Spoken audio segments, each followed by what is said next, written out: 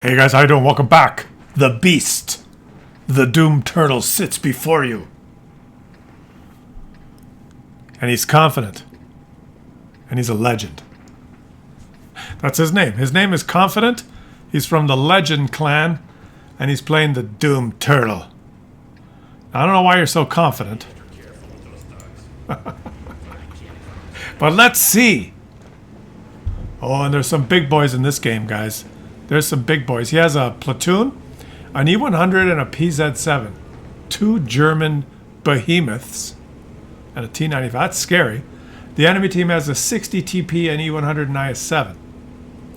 And that's the heavy tank power at tier 10 that they have. Then there's some TDs and medium tanks. But there's three heavy tanks. Well, this guy's not a heavy tank. The T95 is not heavy. This team has a Super Conqueror. But there's three tier 10 heavy tanks. Oh, I think it's pretty well matched, right? 60 TP, E100, IS-7.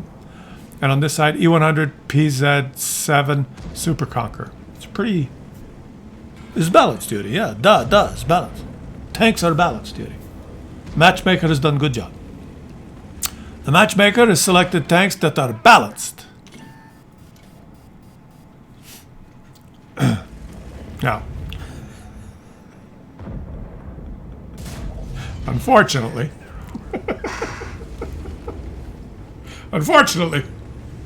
no spoilers, but there are many things that we balance, Yuri. It is a give and take. We balance tanks, yes. There is also skill of enemy players. We have put Muppet on enemy team in IS-7. I will let you draw your own conclusions here. But let's suffice to say,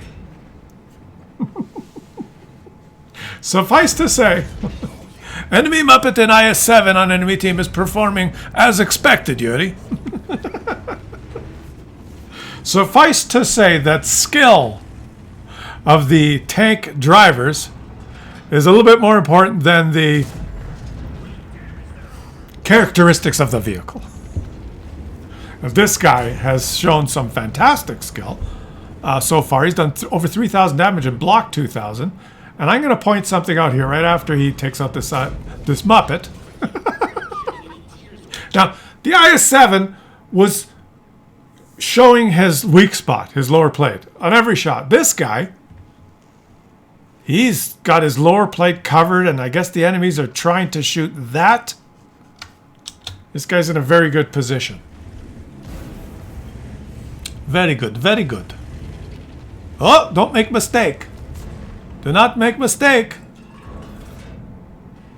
Enemy tank make mistake. So he has inflicted all his damage, I believe. Is it all his damage? Maybe not all his damage. But a large portion of his damage. And the mouse shit wants to take damage too.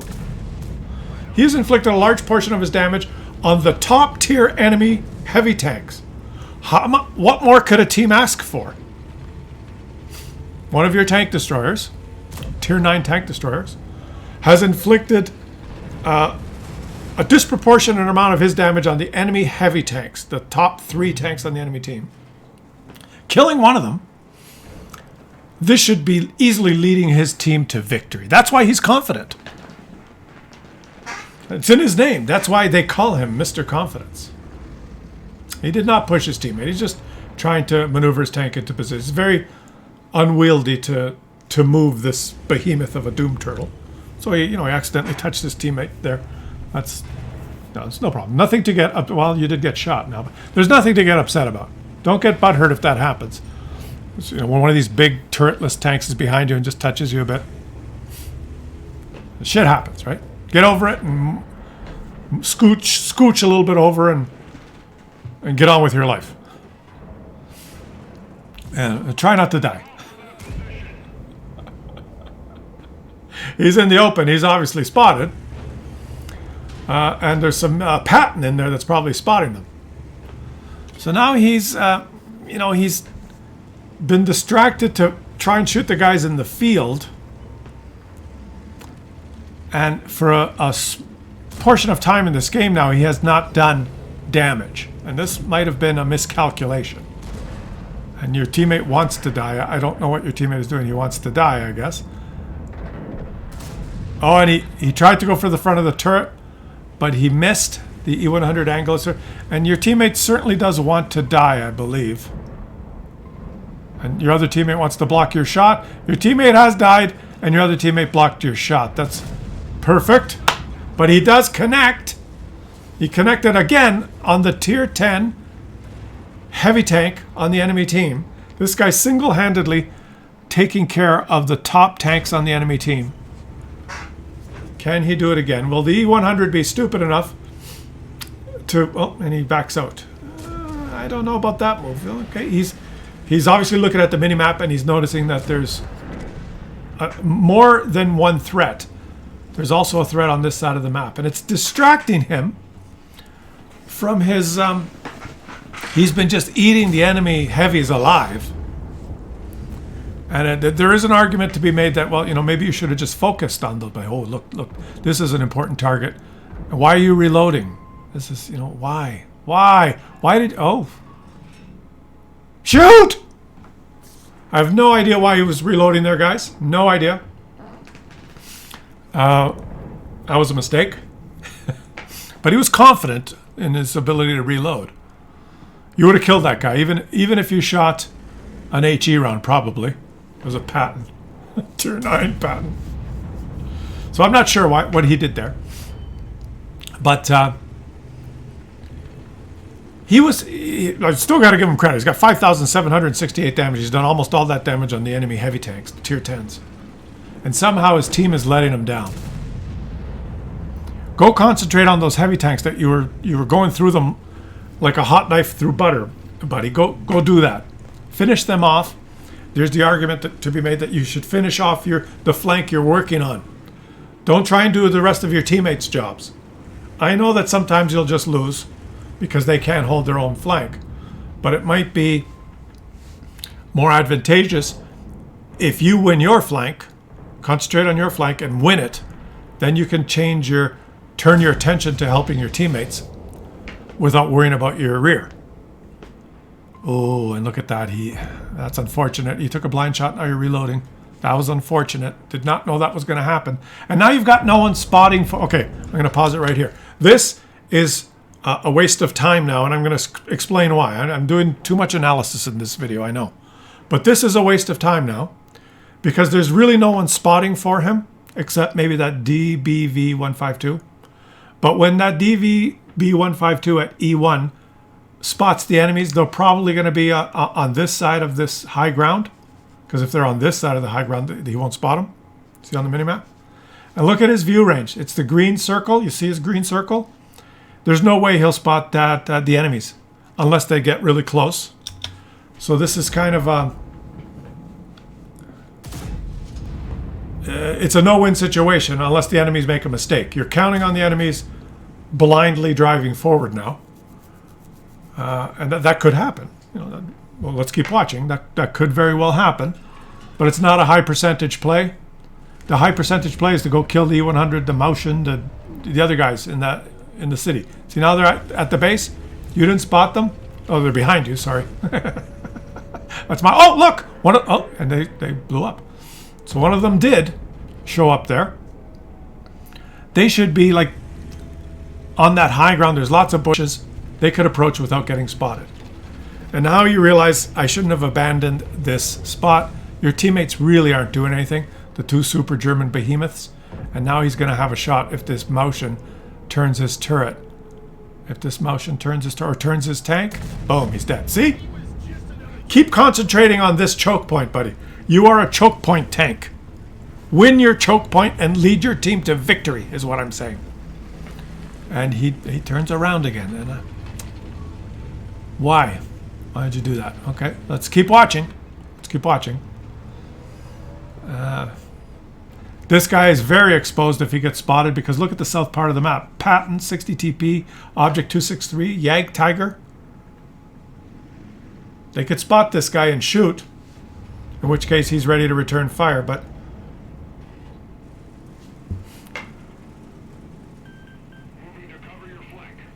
he's chosen to protect his derriere. Let's see if this is the correct strategy. I don't think so. All I know is how much damage he's done in this game. That's all I know. I don't know the outcome of the game yet, guys. We're watching it together.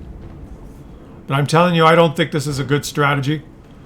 Because he could have pushed out this whole, the choke point around the base. I think if he pushed forward there, he could have single-handedly killed all of them. He has a problem there with the enemies control A6, which is a problem.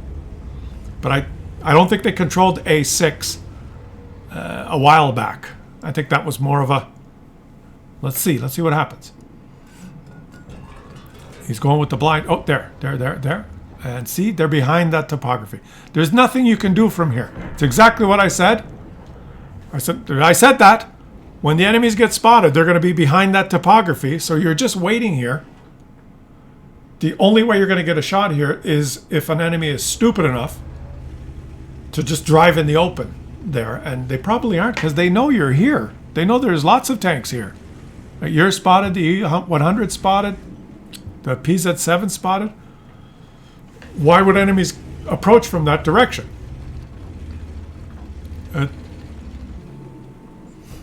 Thanks for that ping and blind fire. That got me alarmed. Says the, okay. Oh, there you go. You finally, the guys have moved way into your territory, and now you get some shots. See, they approached from a direction that he couldn't really spot, and now finally his teammates have spotted them. They're all dead now, and this guy's going to disappear. He's going to disappear. 3, 2, 1, 0. He's going to go stealth. There. Now look at the mini-map. Look at it. Look at the map, god damn it. You see the Yag Tiger? He's outside his green circle. There's no way he'll spot him. There's no way he'll spot him. And he's spotted, proxy spotted by the leopard. So looking towards the Yag Tiger isn't going to do anything. You'll never spot him until even if he fires. Even if the Yag Tiger fires from those bushes, he will not spot him. He can't. And he's lit by the leopard. Not anymore. And now he's got targets. Okay, now things. See? But, see, there you go. I proved my point, right? He just got shot by the Yag Tiger. You see that? He got shot by... But he can't spot him. He's outside the green circle. So this guy's put himself in a position now that I would call it, with all respect to your fantastic results so far, not a very tactically good situation. Now you got hit by the Yag Tiger again, and you can't see him. You will never spot him because you don't have good view range. This is... Whoa, beautiful. And... Oh, now we just learned something there. Okay, what did we learn right there? What did we just learn? He killed this guy. We learned that he killed the, whatever that was, a 60 TP or whatever it was. He killed it. And 3 seconds after he killed it, his sixth sense went off. So what does that tell us? Think. What it tells us is that Yag Tiger that he can't spot him. He's not detected by the Yag Tiger. If he was detected by the Yag Tiger, when he fired on this guy, his sixth sense wouldn't have gone off. He would have already been detected. So what it tells us is that he is stealth. Then he shot this and killed that enemy. The enemy that he killed spotted him. His sixth sense went off. Now 10 seconds is going to go by. That Yag Tiger is not detecting him now. He could turn around and shoot the E100.